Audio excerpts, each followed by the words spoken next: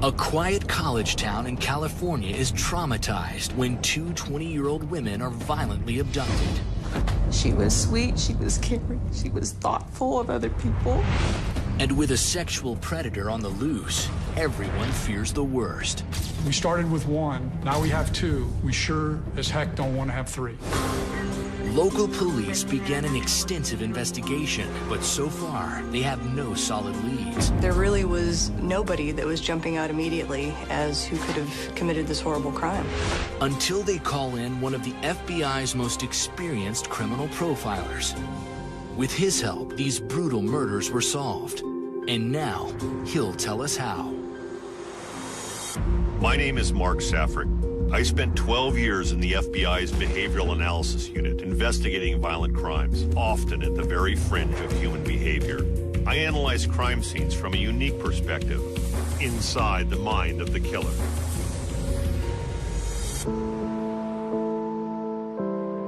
In November of 1998, I got a call from Vince Otto, an FBI special agent working the Central Coast of California. His investigation into a missing college student in San Luis Obispo had stalled, and now he wanted my help. We were looking for Agent Safrick to hopefully maybe identify some areas that we weren't looking at that we needed to look at. Vince fills me in on the details of the case. Rachel Newhouse was a 20-year-old college student attending Cal Poly, the local state university. She was athletic, she was fun, she worked hard, she never missed a class, she was going to be a nutritionist. I don't think anybody who met her didn't like her. On the night of November 12th, Rachel was at a local bar in downtown San Luis Obispo. At some point in the evening, it was determined that she got upset at a friend and decided to leave. Rachel then walked the nearly 2 miles back to her house, alone. But she never makes it. And the next morning, she's nowhere to be found. Rachel's roommates notify the police, who immediately begin a search operation. When a young girl goes missing, what you want to do is find them. It could be as simple as they went away with some friends and didn't tell anybody, and, you know, that's what you're hoping. As investigators retrace Rachel's route home, they realize she probably took the Jennifer Street Bridge, a pedestrian walkway that crosses the railroad tracks. And it's there that they make an alarming discovery. So when they looked at the bridge, unfortunately, they find blood. A fairly large amount of blood, pooled blood, up at the top of the bridge. Investigators wonder if the blood could be Rachel's. If it is, it could mean she was violently attacked.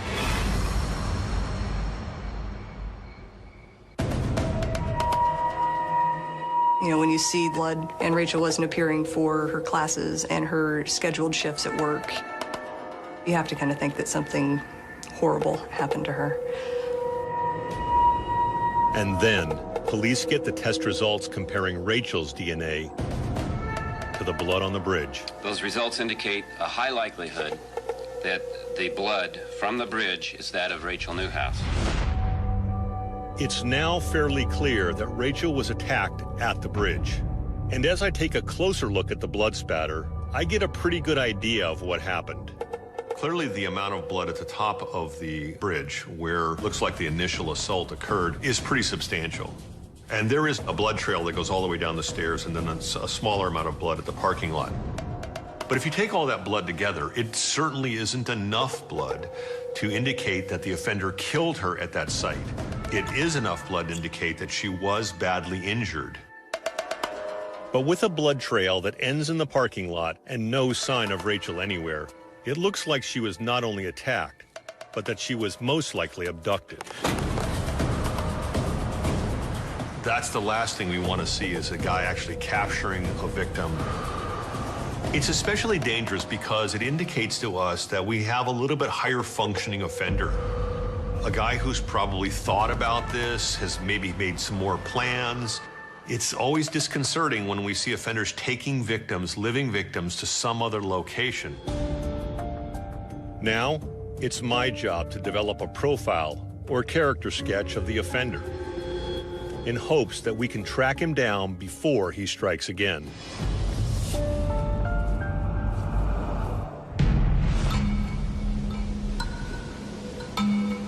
So one of the first things that I need to look at is what we call victimology. I have to understand her as a person. What do we know about her socially, criminally, psychologically? According to Rachel's family, she lived a low-risk lifestyle. No evidence in her background of any type of criminal behavior or risky behavior. The problem was that on this particular night, she elevated her own risk level in a way that we call situationally elevated risk. That is, she put herself into a situation where her risk level was elevated. After several drinks, according to friends, Rachel became intoxicated. What happens when she's in this state is that her inhibitions become lowered. Her perception of what things are dangerous will be significantly lowered. Rachel's friends also tell police that her departure was unplanned.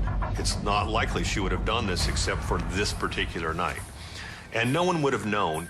So that's important because it essentially tells me it's not likely that she was targeted.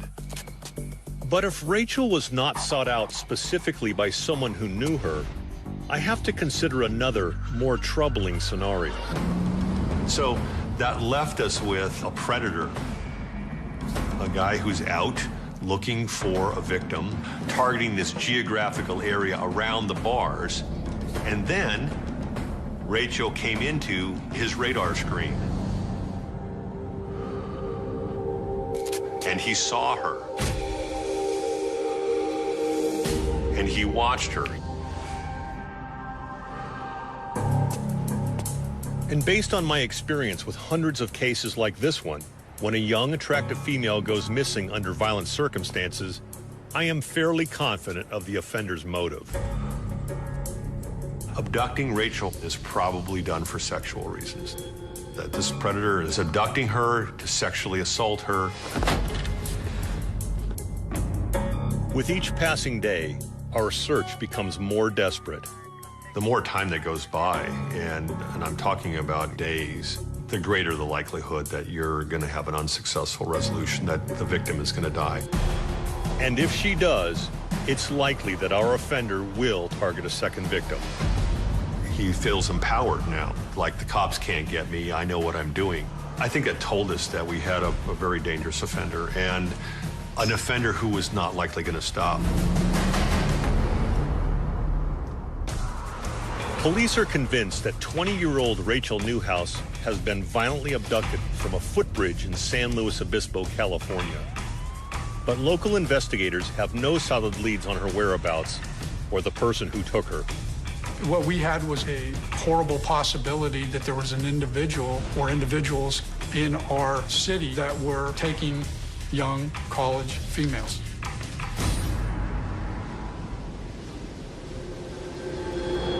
Meanwhile, I'm continuing to build my profile.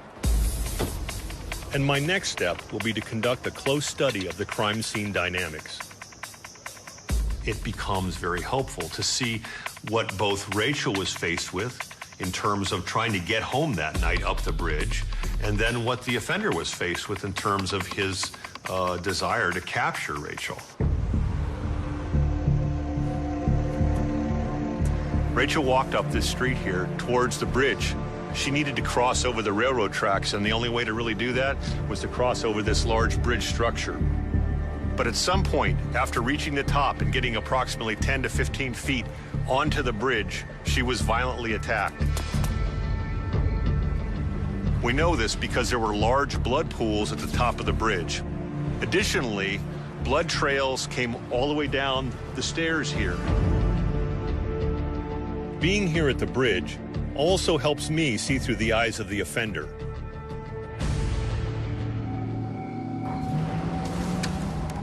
It is late at night, the bars are closing.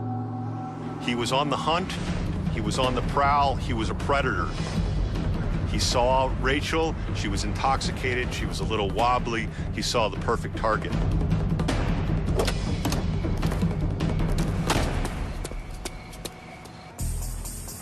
But even so, there was still a certain amount of risk involved for the offender.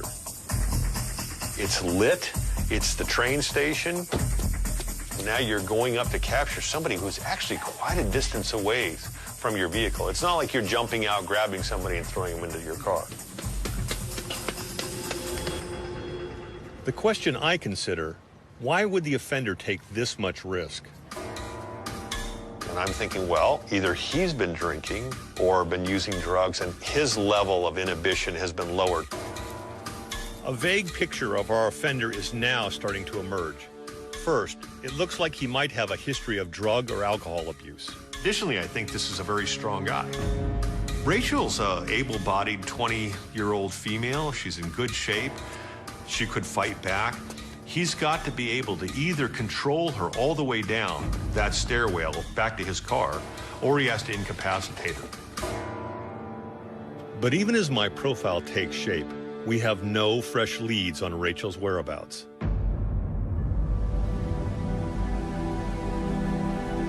The thing is that Rachel wasn't found. Days go by and days go by, weeks go by.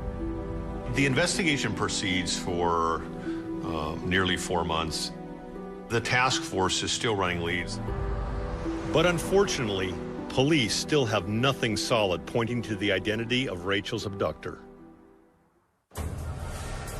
And then, on March 12, 1999, 4 months after Rachel's abduction, I get a call from Special Agent Vince Otto. The news is not good. Vince telephoned me to tell me that another young woman disappeared. The woman's name is Andrea Crawford. She is a first-year student at Cuesta College in San Luis Obispo. She started out with the interior design to get her AA degree, and then she had talked about also doing architecture. She was sweet, she was caring, she was thoughtful of other people. On March 11th, Andrea's mother, Gail, pages her daughter, but doesn't hear back. I couldn't reach her. She hadn't called. I started to get upset. I called the police around midnight. The next day, the police visit Andrea's residence, and everything appears to be in order. Andrea's apartment really wasn't very strewn about. It didn't appear that there was much of a tussle. Until they get to the bathroom. It was obvious that someone had broken into her house through a small bathroom window located above the shower. Detectives also see smeared drops of blood, as if someone had tried to clean up after an accident. And there was blood discovered on the linoleum floor. There was blood discovered on the rug that was in the foyer area. Again, the blood spatter at the scene gives me a good idea of what most likely transpired in the apartment. It does indicate that you have, a blitz attack where she has been injured, but there wasn't nearly enough blood to indicate that she had been killed by this offender in the residence and removed. Instead, it looks like Andrea has been violently assaulted and then taken from her home alive. When you called me and told me we've got another victim, and I think your first question is, do you think they're related? It doesn't take me long to answer. You have a small, safe community. What's the likelihood that you would have two college-age women, approximately the same age, approximately the same physical looks, both abducted, one from her residence, one from a public location? What's the likelihood that you would actually have two different people doing that? I tell Vince what I think. The same man who took Rachel has struck again. From my perspective, I'm very, very concerned now. And I tell Vince and the task force, you've got a really big problem here. The case is already making headlines. Within 4 months, 2 San Luis Obispo college students have been attacked and abducted. Andrea Crawford was most likely abducted. She is described as being 5'6". It looks like the task force is now faced with a serial offender. You had a community in panic. I'm really freaked out. I'm not leaving the house. With Andrea's disappearance, now you had a guy who was actually breaking into a locked apartment to take a woman out. It seems clear to me that we must act quickly if we want to avoid a third abduction. We started with one, now we have two. We sure as heck don't want to have three. Next, Mark narrows down his profile to an especially terrifying type of offender. A sexual sadist really is an individual who derives sexual arousal from the response from the victim. Police have no leads on the man who abducted Rachel Newhouse from the Jennifer Street Bridge in San Luis Obispo, California. And now, it appears he has targeted a second victim, 20-year-old Andrea Crawford. Individuals in the community were upset. Girls are really scared. I know I am. This was hitting very close to home.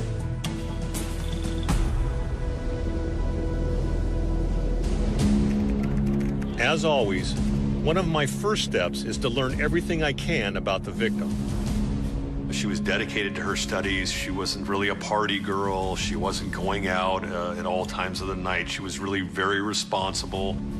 She was very careful. Her apartment was completely locked up. She had one little tiny window over the shower, the little 2-foot by 6-inch high window, 10 feet off the ground. That was the only window she had open in her entire apartment. Special Agent Otto also explains that there are several items missing from Andrea's apartment, including some CDs, one of her pillowcases, and her keys. The most prominent thing that was missing was an 8-ball keychain. All of her car keys and her house keys, and on that was a single 8-ball. Knowing what's missing could give us something to look for later on. But it also raises a question. And of course, the question is, why would the offender take the house keys or the car keys? He didn't take the car because the car is there, and in fact, Andrea's purse is in the car. So there really was no reason to be taking the 8-ball keychain unless he wanted something of Andrea's personally, unless he wanted a trophy. This represented a conquest for him, and that was certainly a consideration that I had. It's not uncommon for serial sex offenders to keep a memento or trophy from their victims, even if it's of little inherent value. To help me find out what was running through the offender's mind that night, I pay a visit to Andrea's apartment. On March 11th, 1999, Andrea Crawford disappeared from this residence behind me.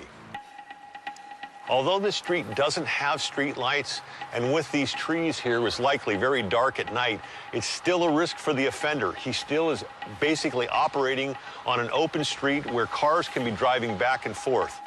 Again, the level of risk gives me some key information about his tactics. It's likely that he followed her there a number of times. He had to know, is she married? Is she living with a boyfriend? Does she have somebody that comes over all the time? It also strikes me as strange that he would need to remove Andrea from her home if he was only after a sexual interaction.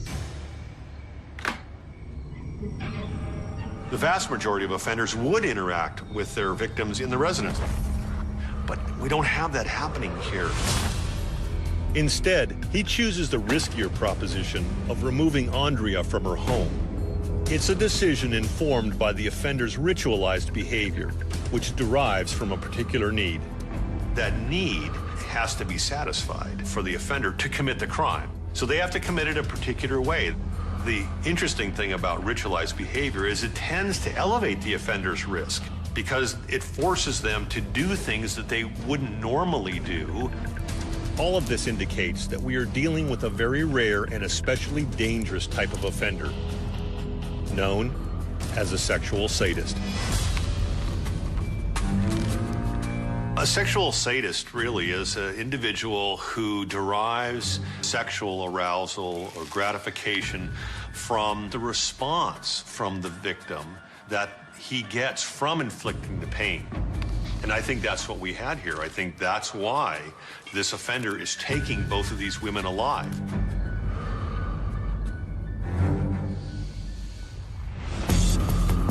But police have no concrete evidence pointing to a specific offender, and the clock is ticking. And our fear was after Andrea that the time frame would shorten again from the 4 months between Rachel and Andrea to perhaps a shorter time between Andrea and the next victim.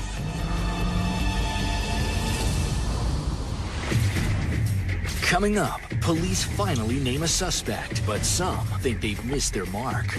Both his girlfriend and his employer were adamant that there is no way that he would be involved in the abduction of Andrea Crawford or Rachel Newhouse. 2 college students have been violently abducted in the quiet coastal town of San Luis Obispo, California. And local police are on high alert. I think collectively, our biggest fear and concern was that we had a serial killer and that he was going to strike again. Some say there is now a fear in this neighborhood. We needed to find out who it was before he took another person. As I build my profile, I'm starting to look at the likely background of the offender.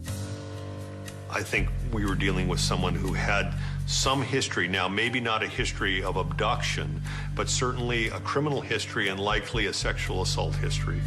Sex offenders don't start removing women from their homes out of the blue. Their behavior often escalates over the years. And as I explained to the task force, it's possible that our offender had been caught for similar behaviors in the past. Mark was confident that the type of person we should be looking for. He advised us that we needed to take a look at our sexual offenders that are in the area. But with 2 young women still missing, investigators fear that time may be running out.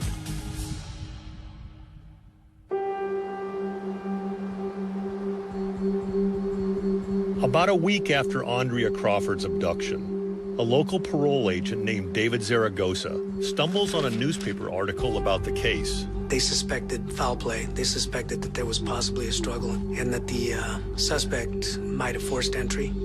As Zaragoza reads the article, he's reminded of a case from 1987, one involving a parolee that he's currently supervising.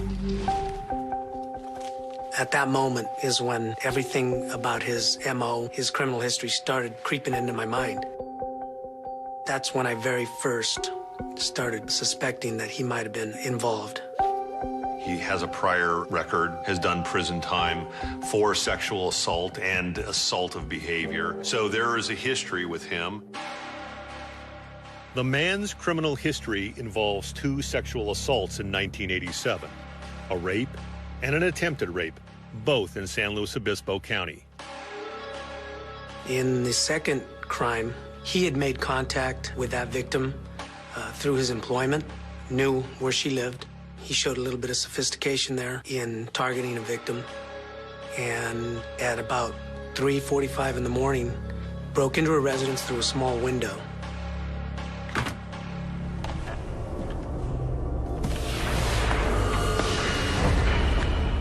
The man attempted to rape the woman, but she was able to fight him off. And just days later, he was caught and arrested. He was sentenced to 20 years, did approximately 10 years on the 20 years, and was released to parole. His name is Rex Allen Krebs. I met Rex Krebs during the initial interview upon his release. He was socially appropriate, seemed to be really upbeat all the time, and he was very stable. At this point, Zaragoza only has a vague hunch that Krebs could be connected to the abductions of Rachel and Andrea. So he decides to pay Krebs a surprise visit at his home in Davis Canyon, a remote area just outside San Luis Obispo. I was more or less going out there just to get a visual on him and see if there was anything in the house that was out of place. Everything appears to be in order at Krebs' house. But Zaragoza does notice something unusual. Krebs is wearing a back brace. And he says, like a dummy, I fell off this retaining wall into this firewood. And as he's describing what he had done and how he injured himself, I was looking at his hands, his elbows, his forearms, to see if I could detect any type of injury that would be consistent with a fall into firewood. Oddly, Krebs shows no other signs of injury. That's a pretty good fall. And obviously you're gonna try to break the fall with your hands, and you're gonna probably roll. And with all that in mind, there's no injuries to his hands, elbows, forearms. With his suspicions raised, David Zaragoza puts a call into the task force to inform them of the possible lead. Parole officer Dave Zaragoza advised us that one of his clients, Rex Krebs, appeared to have somewhat the same MO as we had in the Crawford case and the Newhouse case. And while it's still just a hunch at this point, it's all we have. Up next, investigators finally have a suspect, but they're still missing the most critical piece of evidence. You have to remember, we still didn't have either of their bodies. We didn't know where either of these women were. We didn't have any really other physical evidence. Parole agent David Zaragoza has a hunch that one of his parolees might have been involved in the abductions of Rachel Newhouse and Andrea Crawford. But some investigators don't give too much weight to Zaragoza's suspicions. There was a lot of people that were doubtful. In fact, Krebs seemed to have turned his life around since getting out of prison. He was a model employee. He had a girlfriend. She was pregnant with his child. On the surface, it appeared that he was doing what he was supposed to be doing. Rex's acquaintances even vouch for his rehabilitation. Both his girlfriend and his employer were adamant that there is no way that Rex Krebs would be involved in the abduction of Andrea Crawford or Rachel Newhouse.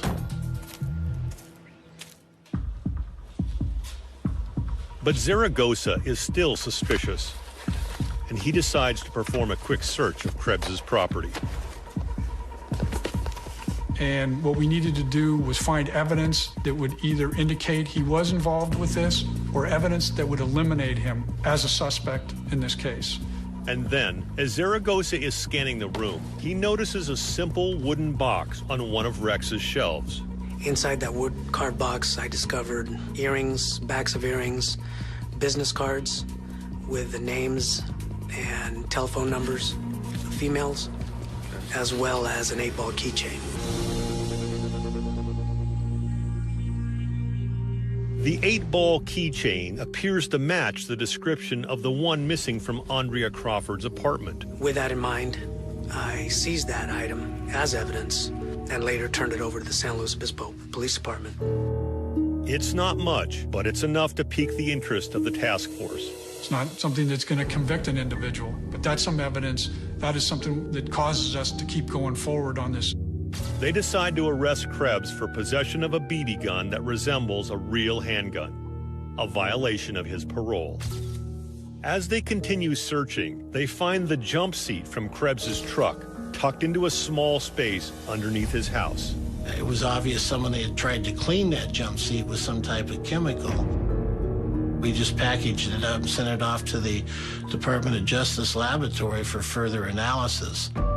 In the meantime, Agent Vince Otto asks me to take a closer look at Rex Krebs to see if he matches my profile. He absolutely does fit the type of an offender who would commit this crime.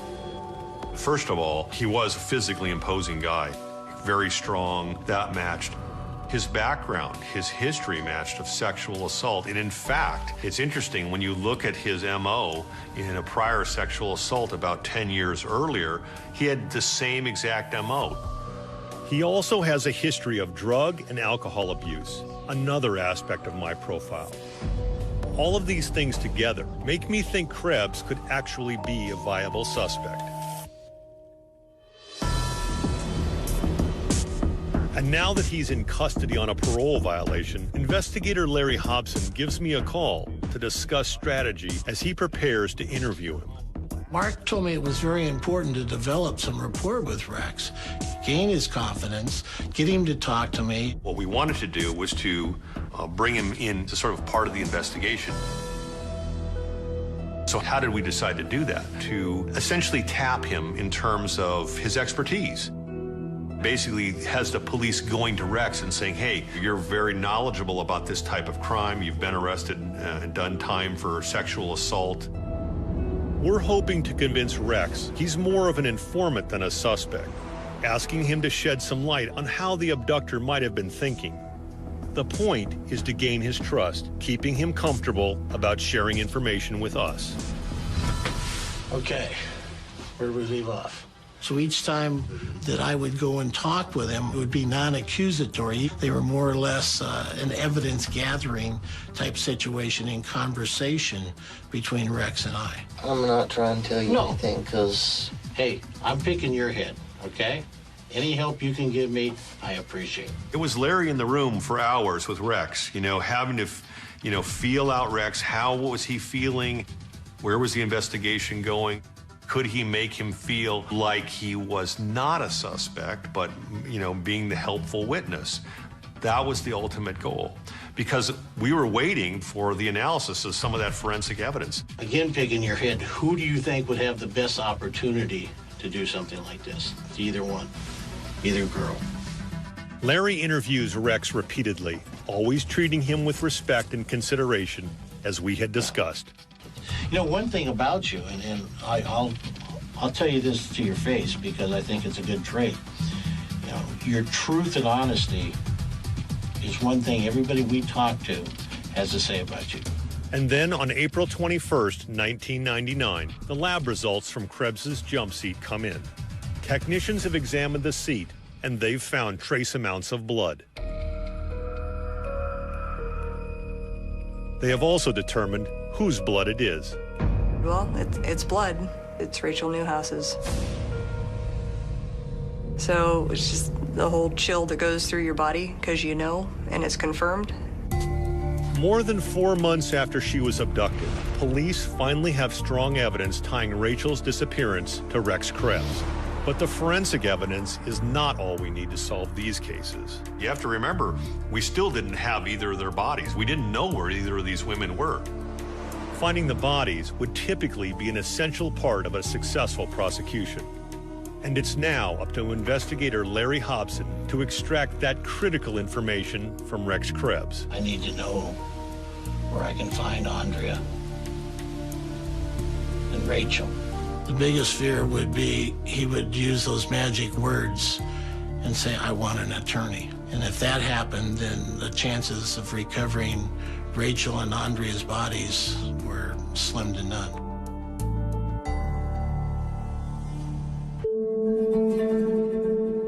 It's the last chance the task force has to find out what really happened to Rachel Newhouse and Andrea Crawford. And in this case, everything was riding on the idea that Rex sit and talk to me, admit what he did, tell us what he did, and lead us to those bodies. I tell Larry that at first, he should talk to Rex without accusation, keeping him at ease, until he senses just the right moment to spring the evidence. I reached in my jacket pocket, and I took out the 8-ball, and I handed it to him, and I said, Rex, you know what this is? He took it, looked at it, and he goes, yeah, it's an 8-ball, keychain. You know whose 8-ball that is? It's Andrea's. You know where we found it? In your wooden box. No way. Larry then tells Rex about the jump seat they confiscated from his property. And I told him, what we did with that, we sent it off to the lab. And I said, I'm sure you're familiar with DNA. And he said, yes. And I said, whose DNA do you think that belongs to? And he goes, I have no idea. And I said, Rachel Newhouse. I'm not making it up, Rex. I wished I was. And then suddenly, our worst fear is realized. And at that point, he basically shut down the interrogation. He became silent. He wouldn't talk. He didn't want to talk to Larry. He wanted to go back to his cell. And I think he needed time to process the implications, the severity of where he was. We're now in danger of losing the confession and the final piece of evidence needed for an airtight case. Even if Rex confessed, we were still faced with another huge problem. And that problem was we didn't have the bodies of Rachel and Andrea. The next morning, Larry gets word that Rex is willing to talk to him one more time. At this point, Rex's confession is completely up to Rex. mean, he's pretty crafty. I think he, was sort of holding his cards close to his vest. But we needed him to say, yes, I killed them, and here's where they are. Finally, we're about to discover if the interview strategy I laid out was successful, as Larry prepares to ask Rex the big question. I said, are we going to find either Rachel or Andrea alive? He said no. And I said, tell me what happened. Rex Krebs proceeds to give a full confession, beginning with the details of how he captured Rachel Newhouse on November 12, 1998. Rex had been out drinking. He was fairly intoxicated. Again, I think this really helped to lower his inhibitions. It helped push that fantasy over the line into reality. He saw Rachel. He followed Rachel. He could tell that she was intoxicated. At some point, Rex tells Larry he realizes that Rachel is heading toward the Jennifer Street Bridge. So he drove his truck up, parked it in the first parking stall, went up the stairs, and waited for her. She didn't take the stairway. She went up the ramp instead. And when she got to the top of the ramp to start across the bridge, he jumped out wearing a Scream mask, one of those masks that was in the movie Scream. And he attacked her. He hit her in the head. He drug her down the stairs by her hair, put her in the back seat of his truck. Rex drives back to Davis Canyon, but instead of going to his own house, he goes to another house a few hundred yards away. An old abandoned A-frame house that's real dilapidated. That's where he ties her up, keeps her there. So there's nobody around to see what's going on. He rapes her at that location and then ties her back up, leaves her there, and goes back to his house until the sun comes up the next morning. He then goes back to the A-frame, and Rex said when he got there, she was dead. Rachel was dead. According to Rex, Rachel had strangled herself while trying to escape from the ropes.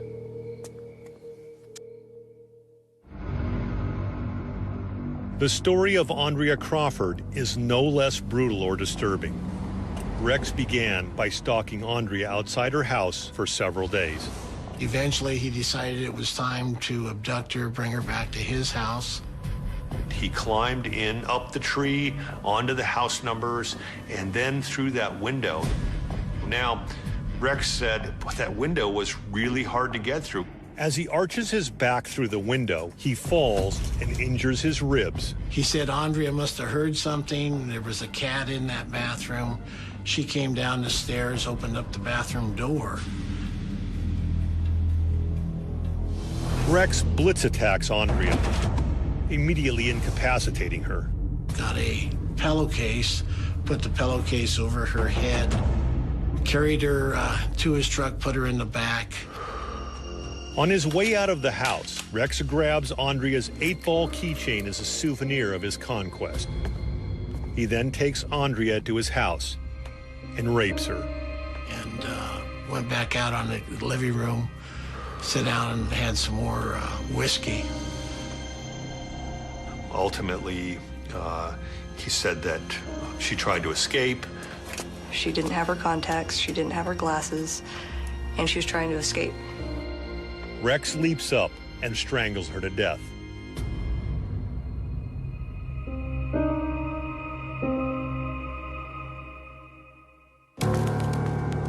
The very day of Rex's confession, Larry Hobson convinces him to lead detectives to the burial sites of Rachel There's a branch right in front of you on top, right underneath it. and Andrea. It was very eerie. Hearing it, seeing it, the direction that he traveled, just knowing it was all true. That everything that he was saying that he had done, as horrible as it was true, and probably worse than he was willing to tell us. Today I can confirm that we have identified Rex Allen Krebs as the person responsible for the abduction and the murders of Rachel Newhouse and Andrea Crawford. Rex Krebs pleads not guilty, but after seeing the videotaped confession that I helped Larry extract, Along with copious forensic evidence, the jury finally hands down its verdict. We, the jury, find the defendant, Rex Allen Krebs, guilty of the crime of murder in the first degree. For him, it was about going to the next level. It was about taking that fantasy and crossing over into reality. Did he understand that that was morally wrong? Absolutely. Did he understand that it was legally wrong? Absolutely. Did he care? Absolutely not. During the trial, information emerges that Rex Krebs was abused as a child and that he was in and out of institutions throughout his adolescence. And while this difficult childhood certainly contributed to Rex's persona, we'll never know exactly what drove him to commit such horrible crimes. It was all about power and control and being violent with somebody and making them fear so much for their lives, and then watching that fear in their eyes and sexually assaulting them violently, hurting them, and watching that reaction. The jury sentences Rex Krebs to death. He will never set foot outside of prison again.